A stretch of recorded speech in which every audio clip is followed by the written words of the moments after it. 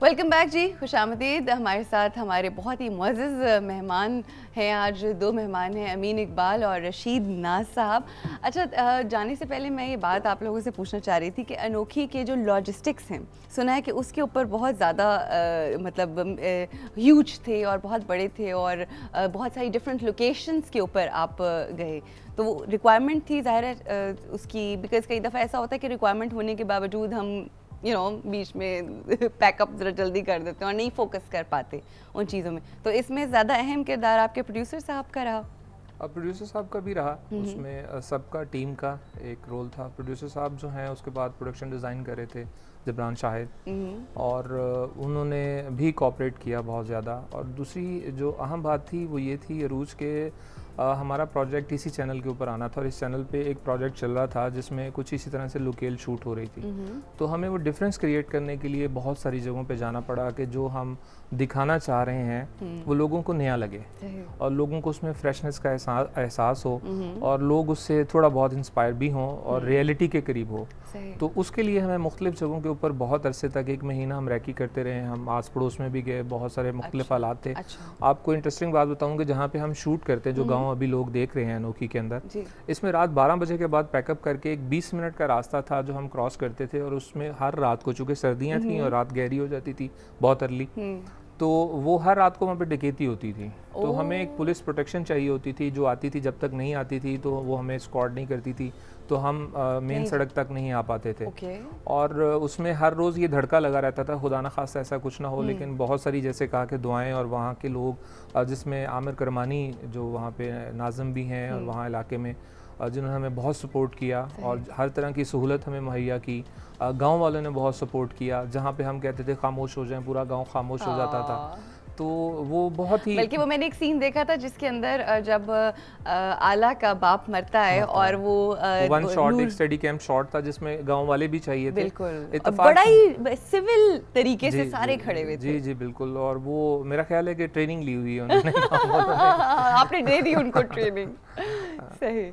तो अब पहले जो बात कर रहे थे ना रशीद सर के, जिसमें ये छोटे बड़ों का, और वो किसी ने किसी से कहा कि आप कितने तालीम याफ्ता है, उन्होंने कहा कि मैटर नहीं करता मैं कितना तालीम याफ्ता हूँ, ये मैटर करता मैं कितना तरबियत याफ्ता हूँ।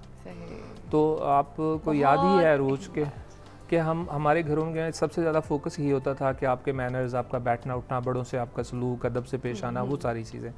ये एक अलग बात है कि हम अचीव करने के लिए कितने एम्बिशियस हैं, एम्बिशियस होते हुए हम गोल्स क्या डिसाइड करते हैं, कितना नेगेटिव।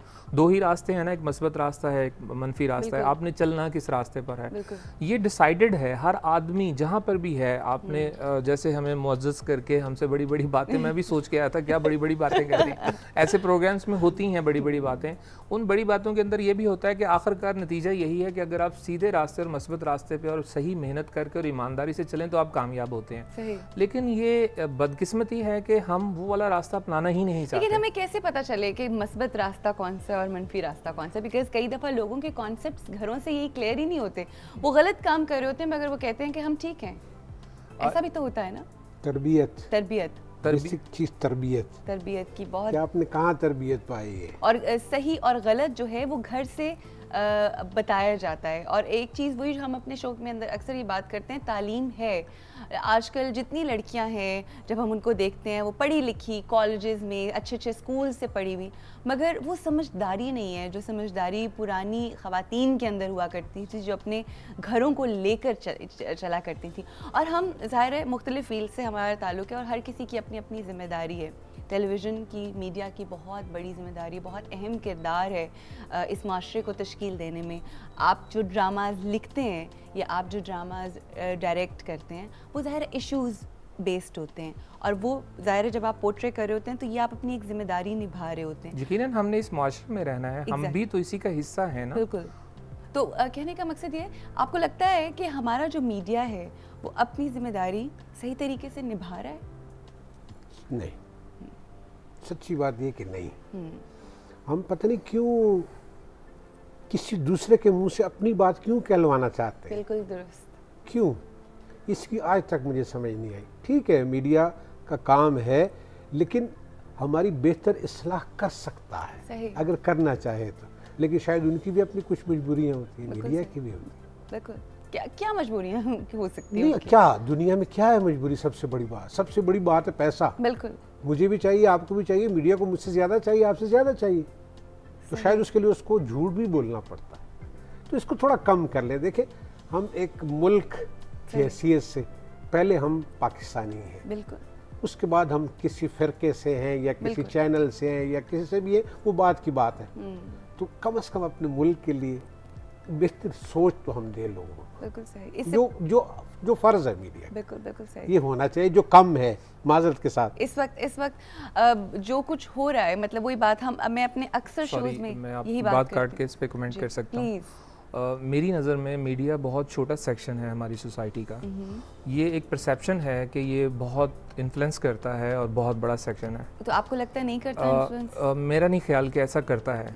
और उसकी वजह यह है कि देखिए कि अगर हम यहाँ पे भी कुछ बातों पे किसी भी तरीके से क्रिटिसाइज़ कर सकते हैं। एक बात को दो ही तरह से कहने के रास्ते होते हैं। सही।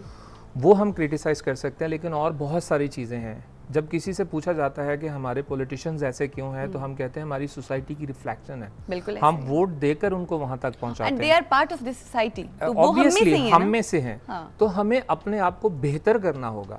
जब हम इंसान से इंसान का राब्ता आसान और सहल कर देंगे, तो आसानियां खुद ब खुद हमारी जिंदगियों में आ जाएंगी।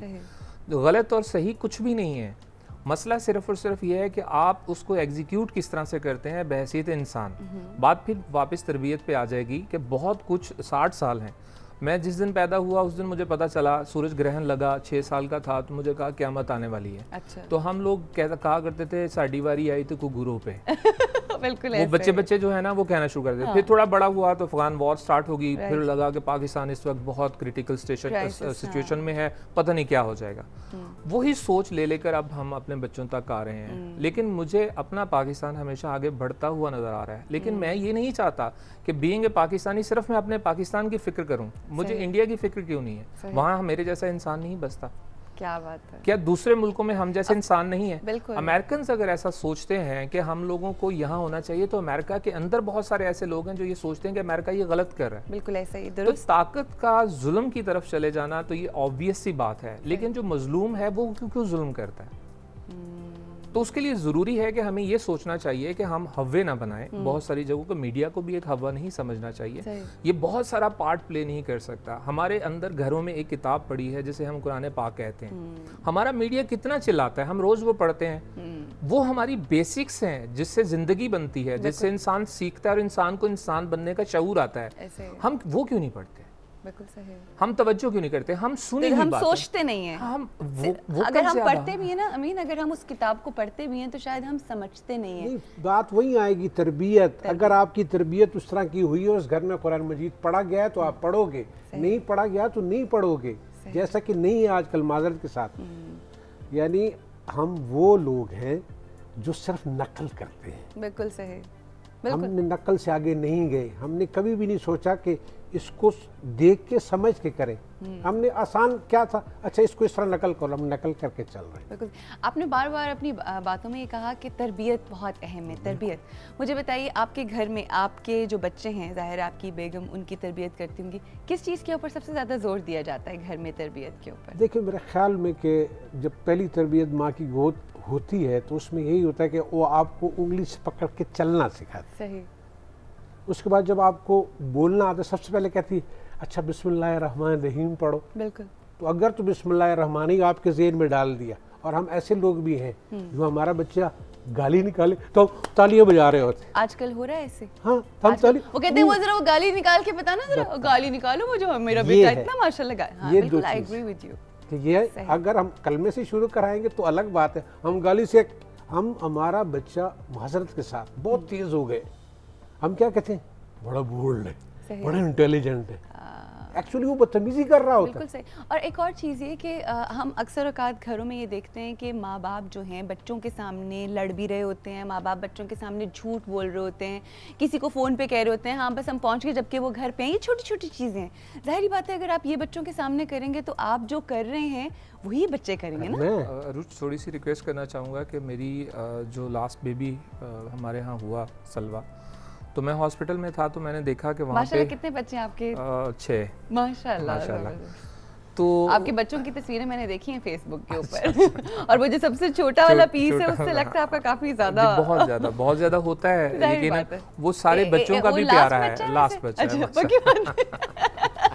अच्छा चले, तो इस पे भी मैं कुछ कहना चाहूँगा, लेकिन आप जिस पे जो कहना चाहते हैं जरूर कहिए। पहले मैं ये कह दूं कि वहाँ पर एक और शख्स था जिनके यहाँ बेटा हुआ, हमारे यहाँ बेटी हुई, तो वो शुरू में हमारे यहाँ एक रस्म है कि हम अजान देते हैं कान में। बिल्कुल, हर मुसलमान। तो मैंने देखा कि वो आदमी ढूंढ रहा था कि मौलवी साहब आ जाएं और वो अजान दें, तो मैंने उसे कहा तुम खुद क्यों नहीं देते? अगर तुम आज अपने बच्चे के साथ वो कनेक्शन नहीं बना रहे, बिल्कुल सही, तो वो कैसे, पहली आवाज़ जिसके कान में जानी है वो मेरा अपना, मेरा उसके साथ क्या रिलेशनशिप है और मुझे कितना लगाव है, वो नहीं देना चाहता, और वो एक और शख्स की तलाश में है कि जो आके अजान दे, तो वो कैसे कनेक्टिविटी कैसे होगी जो आगे हम पॉजिटिविटी की सूरत में देखते हैं। जैसे कि आपके प्रोग्राम से आज तक यही एक मस्बत पहलू सबसे नुमाया है कि पॉजिटिव बातें की जाती हैं, पॉजिटिविटी की तरफ जाया जाता है, बहुत सारी मस्बत चीज़ें होती हैं, हाईलाइट नहीं होती। बिल्कुल, बहुत कुछ अच्छा है इस खूबसूरत प्यारे पाकिस्तान के अंदर, मगर हम जो गलत है उसको पॉइंट आउट करते हैं, जो अच्छा है उसको शायद देखते हैं। बदकिस्मती ये भी है, बदकिस्मती नहीं कहना चाहिए, एक सिचुएशन ये है कि हम जहाँ बैठते हैं खुद को सही करार देते हुए दूसरों को गलत करार देते हैं। बिल्कुल सही। अपना रोल हमने क्या प्ले किया है और कितना हिस्सा डाल सकते हैं हम अच्छा पाकिस्तान बनाने में। हम सिर्फ 66 साल के हुए हैं, अरूज कोई बहुत बड़ी उम्र नहीं है। हम लोगों ने अपनी ज़िंदगी में 40 साल के होकर कुछ अचीव किया है। 66 साल में हमें हमेशा बहुत सारे प्रेशर्स में रहना पड़ा है। हम इससे निकलेंगे, हम नहीं होंगे तो कोई और होगा, तो लेकिन हमने जो रोल प्ले करना है वो तो करें और वो देखें कि हम इंसानों के साथ कैसे जुड़ सकते हैं। इंसानों से जुड़ना बहुत ज़रूरी है। जैसे आप अपनी सहेलियों से जुड़ी हैं तो देखें कितना बड़ा एक रेवोल्यूशन फील होता है कि आ गया। एक प्लेटफॉर्म चाहिए लोगों को, लोग मिलते चले जाएंगे। एक छोटी सी आखिरी बात, क्योंकि मैं बहुत बोल रहा हूँ शायद, सॉरी सर, बोल रहे हैं, बहुत अच्छा बोल रहे हैं। एक हमारे यहाँ लीडर हुए जो आज भी अवामी जाने जाते हैं, जुल्फ़िकार भुट्टो शहीद। उनके बारे में कहा जाता है कि उन्होंने नारा लगाया कि मेरे साथ जियोगे, मेरे साथ मरोगे, उन्होंने कहा मरेंगे, ये करोगे वो। मैं कहता हूँ आज किसी लीडर को ये नारा लगाना चाहिए कि पाकिस्तान के साथ जियोगे। हाँ, और वो आपको मैं रशीद साहब आपके साथ भी शेयर करूँगी कि हम लोग जिस वक्त अभी पिछले दिनों जब सेमीफाइनल तक पहुँचा पाकिस्तान, तो मैं हर रोज़ यही अपने शो पे कहा करती थी कि उन 11 लोगों ने हम सबको एक झंडे तले कर दिया।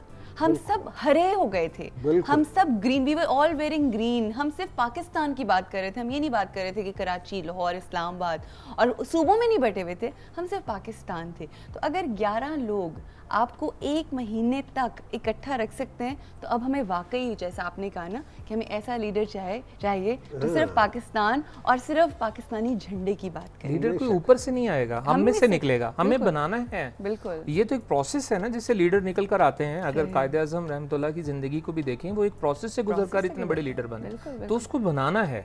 और हमें कंपटीशन से निकलकर सपोर्टिव होना है एक दूसरे के लिए, वो किसी भी प्रोफेशन से क्यों ना हो।